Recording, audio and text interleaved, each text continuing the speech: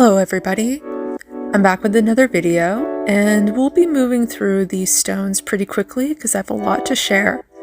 But we're going to start off with this yttrium aluminum garnet, or YAG for short.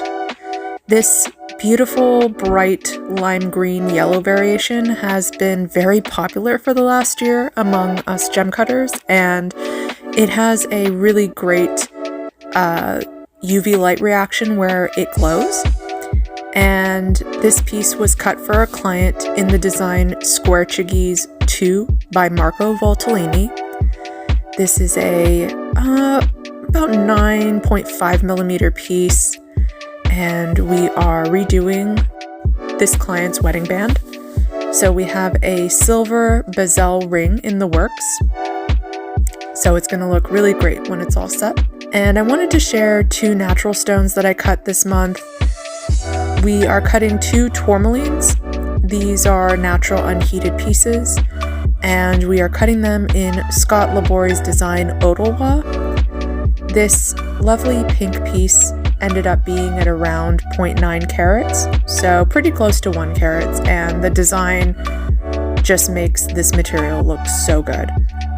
This lovely pink color is more like a blush pink and kind of looks a little bit more pale pink in natural light. This got snatched up very quickly, and its counterpart green gem turned out even better. So the coloration was not intentional. I did not intend for the sides to be lime green with the teal down the center.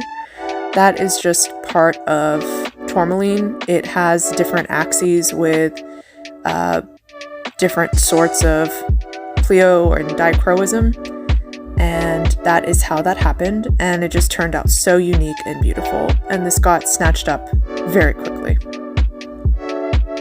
Another natural stone I am cutting for a local jewelry company is natural unheated Montana sapphires. These come in an array of blues and greens and are characteristically in that kind of area of the spectrum. I don't think I've seen many pink or purple Montana sapphires, although I believe that they probably exist, but are likely very, very rare. But nonetheless, because we are cutting for a company, we need to keep the weight up as much as possible. So I'm only cutting exactly what I need to make the design. And on this piece in particular, we're working on a rounded girdle hibiscus. And you can see here, I'm just analyzing that little brown piece there. It'll get cut off with the crown, but I'm just cutting off as close as I can to the original size of the gem. Of course, we are going to lose weight because a gemstone takes out a lot for the pavilion, but that is okay. Hopefully the gem will still turn out great. You can see it has a gorgeous color, and there is a natural milky sort of silk in the front of the gem. And I won't be able to cut that out, but it will just be a feature. And here is our finished design. You can see that very slight silky appearance on the crown there. So again, we were not able to cut that off because then we would be getting the gem way too small. So that will be part of its charm. And that's kind of how I look at natural gemstones, is sometimes they just have little quirks, and that's what makes them so beautiful and so interesting. This was American mined and obviously American cut, and I think it turned out gorgeous. The color is perfect. Lastly, I wanted to show you guys a fun project I did. I cut 7 different hibiscus in different materials. Most of these are lab sapphire. You can see here I have this gorgeous bright pink hibiscus that I cut, and it was really fun, and I did a really big spring sale. All of the pieces sold within 24 hours. It was actually really cool. I had so much fun talking to so many people about all of these different types. And here is another peachy lab sapphire. This color was a test cut. It was really interesting because I thought it would turn out more orange, but it's pleasantly pastel. This will look great in any piece. Here is a green YAG.